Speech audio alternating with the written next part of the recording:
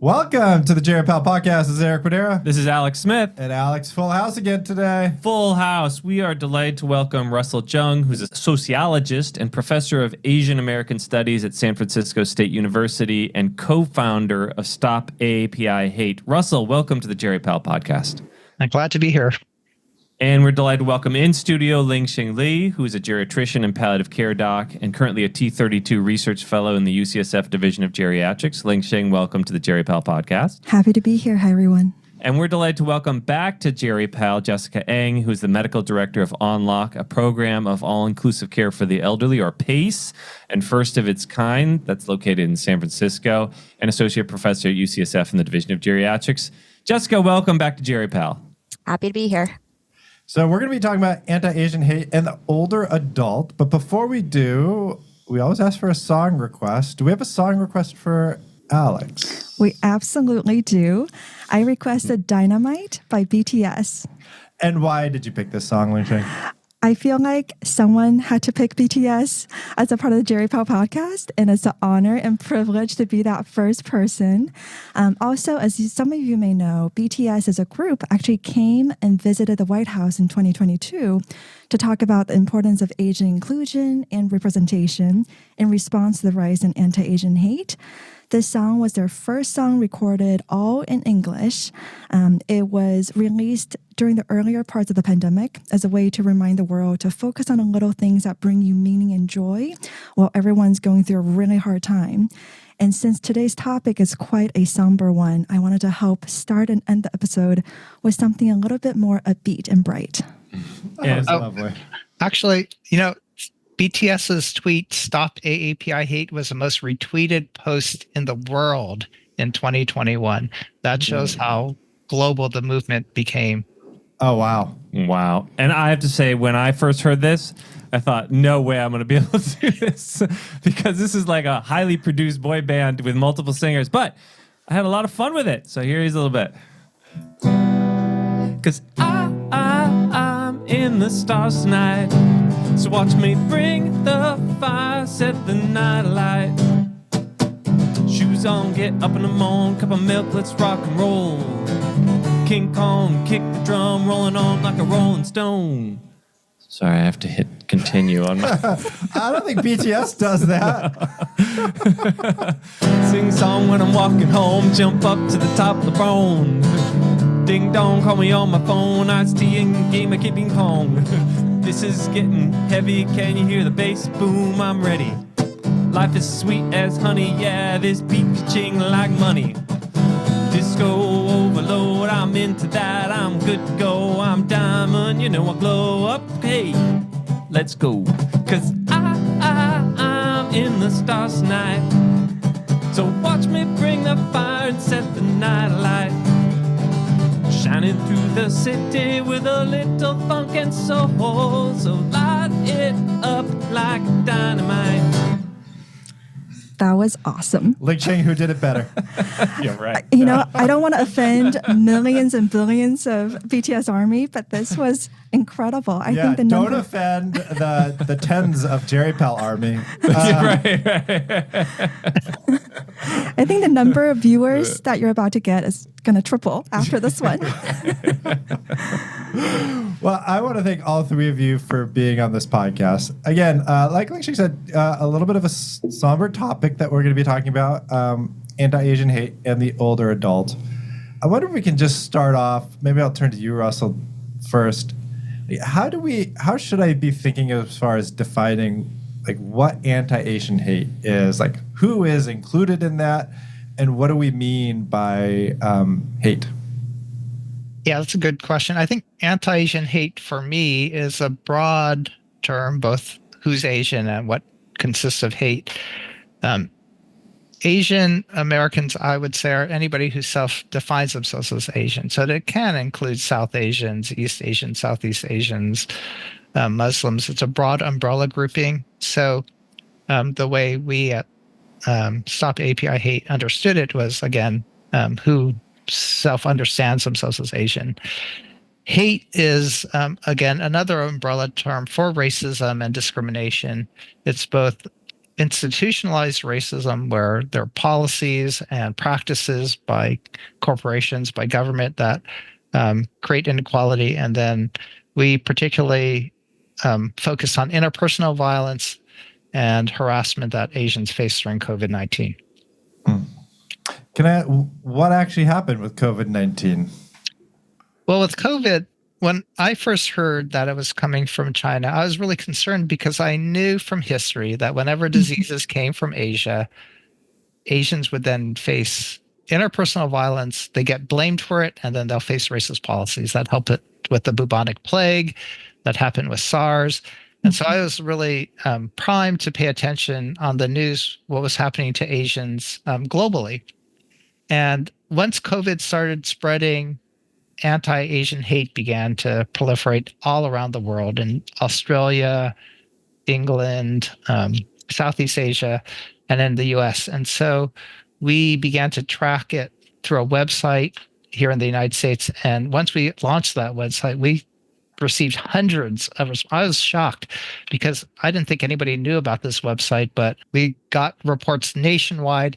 I was shocked by the extent of it, and I was more shocked by how virulently angry people were towards Asians, how much they vilified us because of this disease. What do we know what was happening before COVID-19? We don't. But new research has shown that when elected officials use the term Chinese virus, that term went viral over social media, and that was clearly associated with hate and anti-Asian sentiment and anti-Asian behavior. We know that people weren't documenting the extent of racism before COVID-19, but since then, there's been a steady trend in how much Asian Americans experience harassment and microaggressions and violence. And what's included under the hate umbrella when you think about anti-Asian hate? How should I think about defining the hate component? The hate component, again, is both institutionalized policies and interpersonal violence. And in our reporting center, we tracked physical assaults, verbal harassment, but then people kept on reporting being spat upon and coughed at, right? And that's a particular COVID epidemic response. So we actually included that in our survey. We included vandalism, denial of service. So there were a range of commonly named incidences. So we just included them and kept on adjusting our reporting tool to include the most common forms of hate, sadly. Yeah. But I guess where do you draw the line between, because violence happens all the time, harassment can happen outside of hate. How do you define like when something becomes anti-Asian hate? Yeah. So again, it is sort of self-defined. So we're going to take the subjective experience of Asian Americans who they themselves say, I feel like if it's a self-perceived understanding that people are singling me out because I'm Asian and I'm reporting it, then we just accept their perspective.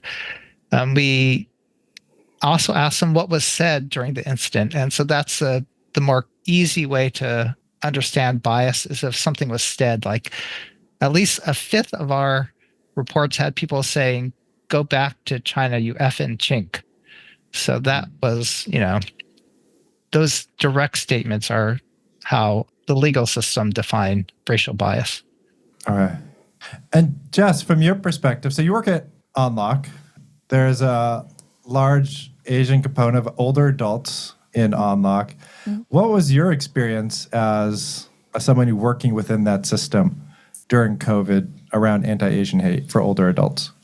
Well, it's funny. I was actually working with you guys at the beginning of COVID at the VA when COVID started. And I think for when I was there, the Asian American veterans, it definitely came up during our visits. Even when I was doing, my geriatrician life history, they started talking. I had never had people talk about before, but like the discrimination that they faced as Asian Americans 30, 40 years ago, but that was bringing back, with what was going on in the news and how they didn't want to leave their home, that they were afraid. And actually, it just my experience of that actually I think made me want to be more, to understand more about what was going on in the community and be more part of, how we could support older adults in the community, particularly around Asian hate, which then I ended up moving to On Lok in 2022. And I think that, in the height of the pandemic, programs like On Lok, I think, was really trying to address the social isolation, I think, that was happening during the pandemic, and which was, I think, worsened by, the Asian hate incidents in terms of, making sure we were visiting, addressing people's safety issues. We were handing out whistles to people to make sure that they could alert if something was, happening with them, but also making sure that they knew they had, a team to rely on, that they felt welcome and safe to talk to. And that continues to be, kind of what our mission is. As we started in Chinatown over 50 years ago, and over 2/3 of our participants are still Asian Americans, Pacific Islanders, but really trying to be that safe community space and team for people, when they have a number of different things that are happening in their life. And did you have older adults who wouldn't want to leave their house or kind of become more socially isolated because of their fear around these incidents happening? Absolutely. And as a geriatrician, it was, you're trying to, especially during COVID, you're trying to make sure people don't lose their mobility, or, as they're isolated, you worry about their cognition. And I remember trying to convince this older Chinese American man I was like, can you just leave your house and do one walk around the block? Just, a little bit of exercise. And he's like, and he was just like, I'm afraid, I was like, it was like, it was like talking about smoking cessation. You're like, okay, are you contemplative? You're pre-contemplative. Like, do you think maybe, let's educate, let's talk about like, what you think are the barriers? Like maybe your son can come and you could the first time you'd walk together. And it was very different than I think anything I had experienced as a geriatrician before. I think in talking about really that, trying to figure out how to address those fears, in concern for people's health. Yeah, and related to fears, we asked our respondents, what's your greatest stressor during the pandemic? And they said racism was their greatest fear. And when you think about that, that's pretty stunning that Asian Americans were more afraid of their neighbors than they were of the pandemic that killed 1 million people, right? We could wear masks against COVID, but we couldn't vaccinate against racism. And so that isolation that Jessica talked about was really an example of the trauma we were experiencing. So I'm calling this a period of collective racial trauma.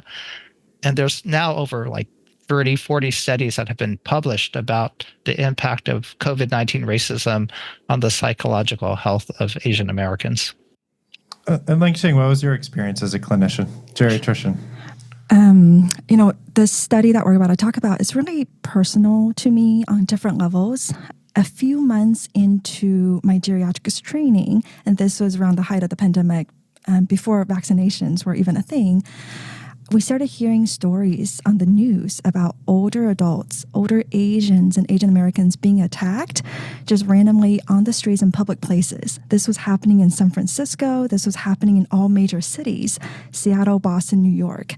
And one particular story that happened in San Francisco was of a 84-year-old Thai man named Visha Ratanapakdi. He was pushed to the ground and later died of a brain bleed. And this actually happened just a few minutes away from where I was practicing geriatrics medicine as a part of my fellowship. And a lot of my patients at that time identified as older Asian immigrant. One particular patient I remember, he and his daughter were basically direct victims. They were walking down Ocean Beach, and this person came up to them, started chasing them down the beach, started calling them racial slurs. And because of this encounter, this patient went to the emergency room twice due to having panic episodes that felt like heart attacks. And my preceptor and I had to start him on an antidepressant. And this was someone that for months, we were trying to de-prescribe medications. So it's just one example of many of how it impacts patients and how we as clinicians see it from our perspective and their perspective. 'Cause you mentioned the study. I'm going to jump to the study. You published 2 studies, one in JAGS, Journal of American Geriatric Society, one in JAMA IM that just came out. Is that the nidus of how you thought about kind of doing these studies about anti-Asian hate in older adults? Yeah, and maybe I can let Alex speak about it because he is my mentor and senior author on this paper. And so he and his team actually started laying the groundwork back in 2021. I would just say that as a 1.5 generation Chinese American and a geriatrician, it really impacted me in very personal ways. And, thinking about improving the health and outcomes of older Asians and Asian Americans out there, I really wanted to better understand how these hate incidents not only impact their health, but thinking about the long-term consequences, the indirect experiences beyond just the physical harm and the trauma. Mm-hmm. Yeah. Before I respond to that question, Lingsheng, you said I'm a 1.5 generation. Can you explain for our listeners what that means? Me. That means I immigrated to the U.S. and from China before the age of 18. So I was born in northeastern China, grew up with my grandparents, and moved to the U.S. when I was 10 years old. Mm-hmm. And how does that mean it's 1.5? I guess traditionally we think about first generation, second generation, and the in between. So those younger than 18, when they immigrate to a different country, you're called a 1.5. Ah, okay. It might be a new term. I've heard of it. I'm learning. This is great. I think, a lot of what Lingsheng said that at the time during COVID, there were all these, widely publicized incidents, and there's a lot of concern about the direct victims. But we were seeing, as you've heard, that there was a lot of indirect harm from these hate incidents on the health and well-being of older adults. And that's what we want to capture. I'll just say personally, I was motivated to do this because I think a lot of us are motivated because of our personal stories for the work that we do, by the patients we care for, and also our personal histories. And I remember being 8 years old in Michigan. My mom, who's half Chinese and half Hawaiian, helped rally the Asian American community in Michigan after the Vincent Chin incident. Some of you may remember he was assaulted and killed by some auto workers who mistook him for a Japanese American person. They were presumably angry about Japanese auto industry on the rise and American auto industry on the decline in Michigan. And one of the things that we'll talk about today is how did the community respond and what are the strengths of the community in responding to this? And that's an element that we tried to capture in these studies as well. Well, let me ask you about the studies. Let's turn to the JAGS study first. What did you actually do in that study? The JAGS paper is based on quantitative data, which means we distributed surveys and over 293 older Asians responded. We looked at the data. We basically asked people about their experiences with hate and more specifically direct experiences, meaning if they ever been mistreated because of their ethnicity or their identity. Ever or during COVID? In the past year. So at the height of the pandemic, around the time that we distributed the surveys. So we had a time frame around that. We also asked them about their indirect experiences, meaning, how familiar are they with these incidents? How have they been hearing about these issues? And also, do they know of anyone, friends, family, coworkers who's been attacked or assaulted as a part of these incidents? And what'd you find? Just kind of thinking about the data, it's very sobering. Basically, 1 of 3 respondents to the survey reported that they've been a kind of a personal victim of these incidents, so directly attacked or assaulted, and that ranged from verbal harassment to shunning or avoidance, refusal in public places, like Russell was saying, and also physical assault, from serious injuries to, just kind of hearing about friends who have died from this incident. And then over 90% of people said that they were at least somewhat worried about being a victim themselves. We also find that people who were direct victims and people who had higher levels of worry about being a victim had higher likelihood of having anxiety, loneliness, and changes in daily activities attributed to the rise in anti-Asian hate as a part of the pandemic. Russell, just face validity of that? Does that all seem congruent with what you're seeing? Yeah, really similar trends of about a third of the population affected, high rates of anxiety and depression. And maybe, Lingsheng, you could talk about the isolation and loneliness, especially elderly. So the elderly, we found, were a vulnerable population because, again, they're more frail physically, but also in the Bay Area, because of language and class issues, they may be more isolated. So maybe Lingsheng could talk about that too. And maybe this is jumping ahead a bit, but we wanted to make sure that we have the data, and it's shocking, it's scary, but then we wanted the stories, wanted the quotes from participants, and I think that really conceptualized the issue on a grander scheme. So we heard stories of people like not leaving their house for weeks due to fear of being a victim. People avoided going to the doctor's office for 2 years because that would require them to go outside, get on a bus, which is where a lot of these attacks happened. People said, I had a mental breakdown, which prevented me from going to work. People were literally afraid of the streets. They go to the bus stop. One person said, I'm afraid that I wouldn't be able to come home alive. And I think stories and quotes like that, it just shows what profound implications anti-Asian hate has on the community. And they were worried from incidents, not from COVID. That's right. Yeah, specifically about anti-Asian hate. And was that from your JAMA study, or was that from this study, or kind of the same data set? Yeah, same kind of bigger study. It was 2 parts. One was the surveys that we distributed to the communities. And the second part was the interviews with both the survey respondents who identify as older Asians, as well as with clinicians who provided care for them. And I think, as a part of the surveys, even though it was closed-ended, we also had some questions asking people about, how was your physical health impacted? And we'll get some short answer responses that really aligned with the interview response as well. I'll also mention that we had after we published the paper in GEM-IM, we had an email exchange with a colleague and friend, Govind Prasad from Colorado, who's been on this podcast, talking about that. And one of the things that we need better population level data about what's going on, because all of these studies we're talking about are limited, like our study, the survey was essentially a convenience sample of people who responded.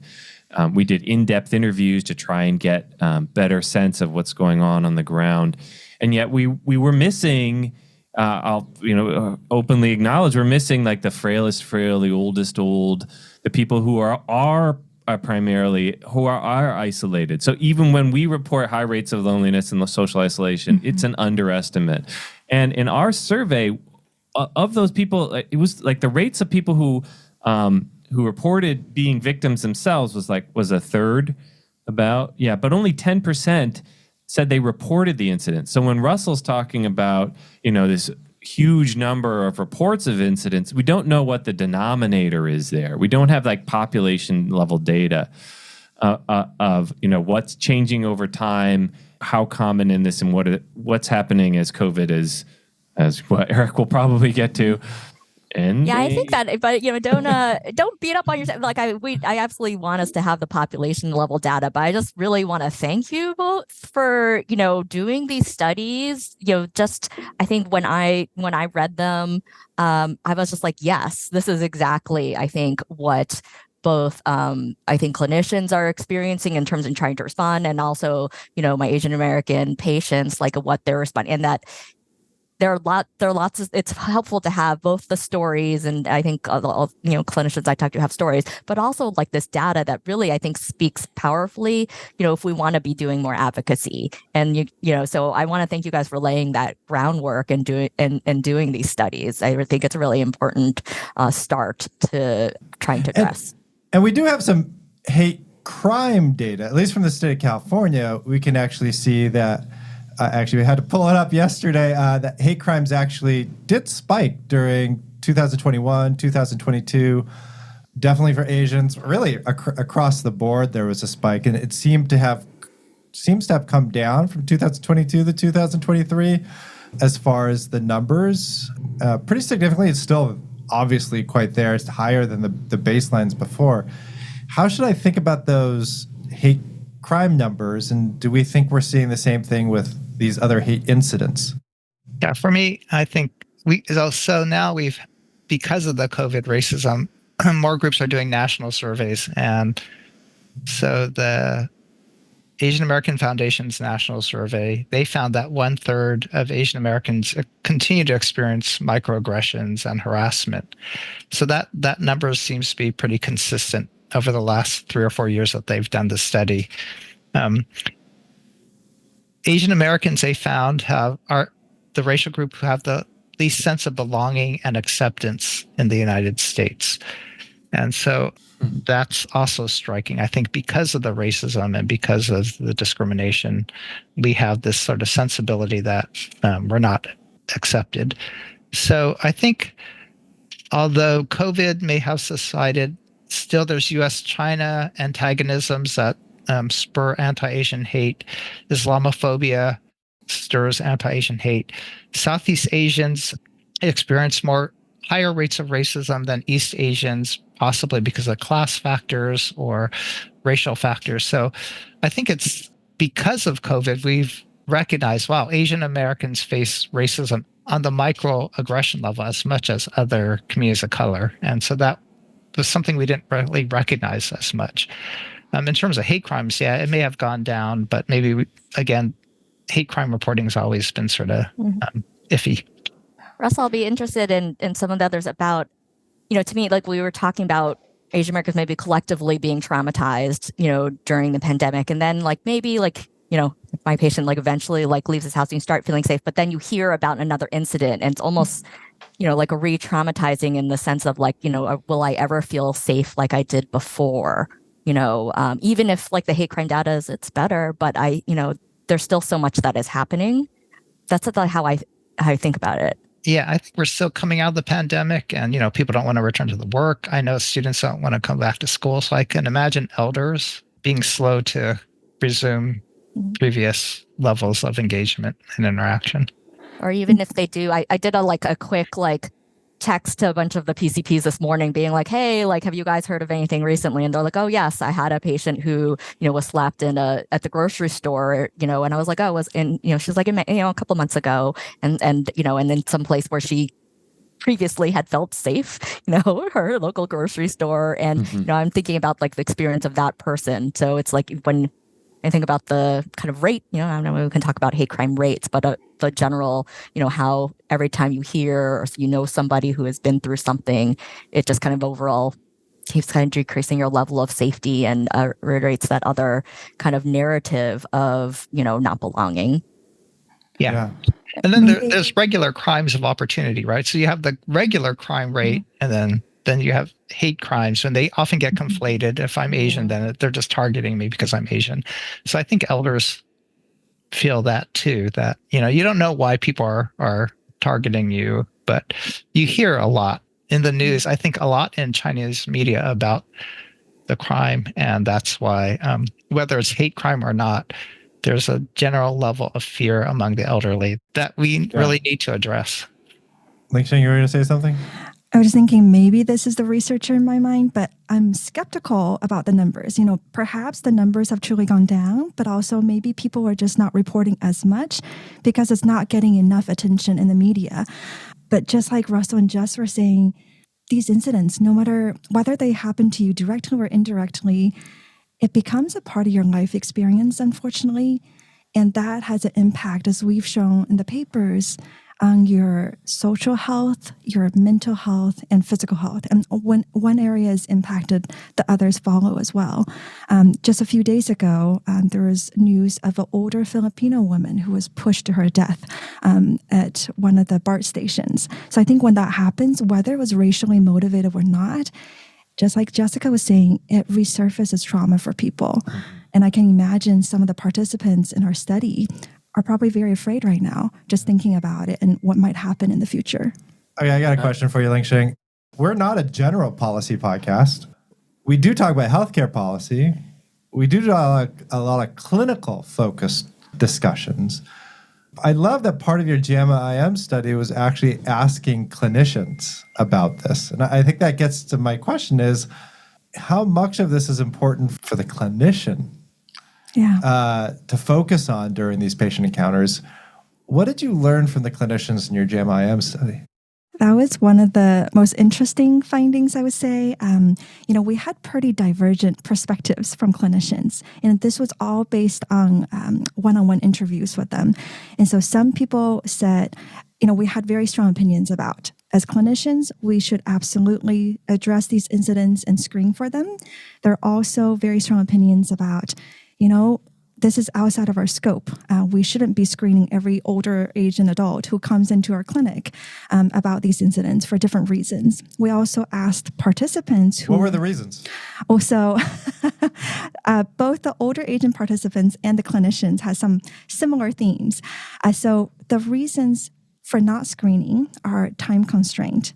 I mean, these visits with PCPs are 15 minutes. Yeah. There are other acute issues, blood pressure medications, diabetes. You're going to want to talk about that first before diving into something that's more challenging, sensitive. Except if they're not picking up their blood pressure medicines because they're afraid to leave their apartment. Exactly. Or, if their blood pressure medications are being maxed because they feel like their blood pressure rises every time they go outside, because that's what happened to one of our participants. That's an issue, and that should be addressed. Other kind of barriers thinking about it is just lack of resources. One person said, and they're also a researcher and clinician, they said, if I can't fix something, why should I be screening for it? And that's something I actually wholeheartedly believed when I was in training. We are taught in residency that, you shouldn't just screen everyone for a problem if you can't address it or fix it. Yeah. Don't do a diagnostic test if you're not going to, do any treatment for it. Yeah. But now we know this is a health issue. And just because we can't fix the underlying problem doesn't mean we can't talk about it. And that goes to the point of why we should screen. So people, both older Asians as well as clinicians said, this is a whole person issue. If my doctor asked me about anti-Asian hate, it would show me that they cared. And we had social workers tell us, if clinicians don't talk about it, then this is never going to change. And so just kind of thinking about the big picture here, as a geriatrician and palliative care physician, we've been in situations where we talk about things that we can't fix, death and dying, end-of-life care, but it doesn't mean that we should avoid those topics. And I think it's important for clinicians to create a safe space for listening, for starting these conversations, and to show people that we care. That's right. Do you think the elders would be open to talking to their clinicians about it? Yeah, from the surveys, we actually found that 70% of older Asian participants actually felt comfortable talking about this issue with their doctor, but only 11% recalled a clinician ever bringing it up with them in a medical encounter. And, through interviews too, some people will say, I don't think that's within my doctor's scope of practice. I don't know what they would say to me. And that, but at the same time, it's a really important issue, and maybe they don't want to talk about it now. Maybe that comes up in another visit, or maybe as clinicians, we pay attention, if their blood pressure is changing or if their medications are changing. If we're not seeing them in person for months and years, what's happening outside of the home? And we actually came up with a question during the interview process as a way to kind of broach this potentially sensitive topic. What's the question? Do you feel safe outside of your home? Yeah, we had to workshop this. This was quite an experience that Lingsheng led of trying to find the right question, because clinicians were sort of uncomfortable asking directly about anti-Asian hate incidents because, one, the question of attribution, like who's Asian, who's not Asian. Second, because it's very specific. And then if you start asking your older Asian patients, should you ask patients of varying ethnicities? Should you ask patients of varying religions? There are many wars, conflicts. Yeah. Right. The numbers that I saw, while hate crimes have decreased amongst Asians and other ethnicities, Jewish and Muslim hate crimes have actually increased. So do you ask about every? So Lingsheng led this process and found that clinicians often ask, or there are screening questions before patients are seen where they're asked, do you feel safe in your home? Like, that's a standard question. I get that at Kaiser every time I go to Kaiser. So what Lingsheng realized is you could just layer onto that. Do you feel safe outside your home? And that's a way of opening up this conversation without mentioning race and ethnicity specifically. I love it. I think you got it right on, because we do as geriatricians screen for elder abuse, and so I love that. I think that whatever workshopping you guys did, I think for me, I can see how clinicians would feel more comfortable, or it could be added to even the pre-visit screening questions or something. And if someone brings it up, then great, you can talk about it during the visit. So yeah, and if clinicians ask about it, safety, mental health, well-being, then I think that helps alerts the elders. I should pay attention to it too, right? It prioritizes for them that their safety is important, that their well-being and mental health is actually relevant and important for enough to discuss. So I think integrating mental health into their overall health is really important. And we talk about safety all the time. I think in my geriatrics visit, we talk about falls, we talk about their home, we talk about what their safety awareness is if they have cognitive issues. So it feels like in the realm of what we do. It's as part of our usual assessments. Yeah, so maybe that's a good way to talk about mental health for Asian Americans is through health and safety, not necessarily mental health, which is sort of a weird concept. Mm-hmm. Yeah. So what was the question again? So I can. Yeah. Do you feel safe outside of your home? And have you used that question? I've been on the inpatient service, so it's a little bit harder to use. And as you know, the population we serve here often do not identify as Asian. But if I were in the PCP setting or clinic again, I would definitely use it. But part of the reason I love this question is it doesn't matter. I mean, we know for older adults in general that, again, not just hate incidents, but incidents for older adults are high. Injuries from others. So I love this question because it can apply to really any population, especially when we're talking about older adults where we do see incidents against them. And that safety question is really important. Like, is that the reason that they're not picking up their medications or not taking their medications? Is that the reason that they're not following through with recommendations around fall reduction? Yeah, or going to get, going to the grocery store to get the, fresh fruits and all the things that we recommend, or socializing to see their family or their friends, like all the things that we know are important for health. And at the same time, I think our this work uncovered a lot of gaps in the systems, and it sort of varied by system. We interviewed people at On Lok. Thank you, Jessica, for helping to facilitate that, both clinicians and patients, and we interviewed people in Asian Health Services and at Self-Help for the Elderly. Thank you. Shout out to Annie Chung for helping arrange that. That serves a largely, maybe exclusively, older Asian population in San Francisco, and she had us on her Cantonese-speaking news channel, Channel 26, the other day. And where I was going with this is, where was I going with this? Wait. Oh, yes. And that there are big differences by system. In On Lok, they said, we refer to mental health. We refer to social work because we have language concordant providers. We have these resources. In other settings, those resources are lacking, aren't they? Yeah. I mean, yes, it's the clinician's responsibility from my point of view to screen for these incidents, but this is a bigger systems issue. One participant who's a clinician said, yes, these resources are important, but for them to happen, we need funding. And we need to make sure that the people who need them the most have access to these resources. We just don't have enough mental health providers who are bilingual, who can serve these monolingual populations.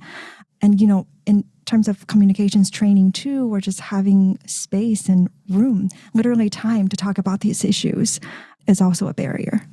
I'm thinking about just, in the mental health provider space, telehealth has become huge. A lot of mental health providers switching from in-person to doing a number of services. And I've talked to them, I was just like, but, can you do language concordance? How do you adapt it for older adults? But I think there's a lot of concern that, that's where a lot of the mental health providers are, and not as accessible, I think, to the, some older adults. And also, the language concordance has been an issue, I think, for both in-person and telehealth care. I want to relate one story that comes back to my mother's story of sort of rallying the community in mid-Michigan, the Asian American community in mid-Michigan after Vincent Chin incident.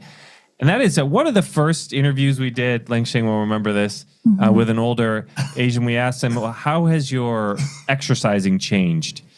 And he said, "Oh, I'm exercising more." And we said, "Well, that surprised us, right? That's not at all what we expected." And we said, "Why is that?" And he said, "Well, I feel like it's my responsibility to be a chaperone, to go out there and help other people walk safely to the grocery store and back." Mm-hmm. And that's part of this story of like the Asian American community, AAPI community, having strengths that they rely upon, rallying and working together. And that's part of what Russell's done. I wonder if, Russell, you want to comment more about what you've seen in terms of the response from the community. Yeah, that's a great example. You know, in the face of trauma, people go into fight or flight, right? But I found that there's another response that Asian Americans have done in the face of trauma, and that's to flock. And as a defense to threats and danger, they've really come together, taken a sense of responsibility, not just for themselves, but for their families and for the overall community, to really flock together to protect each other. And that's why you've seen On Lok and other groups have chaperone services, self-help has. That's why you've seen this large social movement against anti-Asian hate. That's why Asian Americans have said, what's the most common recommendation to deal with racism? It's like, oh, we need social support. And so for me, that collective communal sense of obligation, that sense of mutual responsibility to one another, that's been a real source of resilience and strength for our community to come together and flock in the face of danger. So I've seen it across the nation, people coming together in vigils, at rallies, at employee groups, and especially for our elders, who we think are the most honored members of our community. Families have really checked up on their elders and really, again, sought to care for their elders in special ways during the pandemic. Well, I wonder if my last question to all three of you, if you had a magic wand around this issue, you can change one thing that clinicians do, healthcare systems do, anybody do, what would that magic wand be? Russell, I'll start off with you. The big picture is we have to change America's narrative of who belongs. And I think the racism we've experienced is because we're seen as perpetual foreigners. They're attacking grandmas and spitting at them, not because they're model minorities who work so hard. It's because people think you don't belong in our neighborhood. You have a foreign accent. You dress funny. And so that perception of Asians as being outsiders, as foreigners, as the yellow peril needs to be changed. And so that's what I hope to work on. And that's the big picture source of the racism. Yeah. Thank you. Jess? Oh, if I had to wave a magic wand, I think, funding for, elder adult services like On Lok that create, safe spaces for people to socialize and be active, as older adults, that interprofessional care. And of course, for clinicians to use the question that Lingsheng and Alex came up with in their papers and expand our kind of thoughts around elder abuse to include safety outside the home. And one more time, Alex, what's the question? Lingsheng. Do you feel safe outside of your home? Okay, Lingsheng, what's your magic wand? Gosh, this is a strange place to be. More BTS? Always. But honestly, I really wish we didn't have to do this study in the first place, right? Like that, this wouldn't have been an issue. But the reality is that it's a national and a public health issue. And so I think just encouraging colleagues, like clinicians, to address it, to be able to talk to your patients openly about this. Great. And I will use my magic wand to get some BTS played. Cause I'm in the stars tonight. So watch me bring the fire, set the night alight. Shining through the city with a little funk and soul. So I'm gonna light it up like dynamite. Russell, Jess, Lingsheng, thank you for joining us on this Jerry Pal podcast. Thank you. Thank you so much. And to all of our listeners, thank you for your continued support. And we'd also like to thank our donors who've donated more than $250, including Nina Flanagan, Penelope Thompson, Lloyd Woolstat, Mark Wren, Carol Heyman, Bob Rixey, Patrick Lally, Matt Schuster, James Tulsky, Annie Hargadon, Jeffrey Galbraith, Daryl Owens, Meg Walhagen, Susan Nelson, Sharon Bragman, Harry Hahn, Jessica McFarland, Victoria Braun, Diane Meyer, Mike Steinman and Dorothy Richmond, Wendy Peltier, Kelly Strait, Craig China, Ron Saber, Rebecca Goldstein, and Elizabeth Chung. And again, those are the ones who've donated more than $250 in the last year.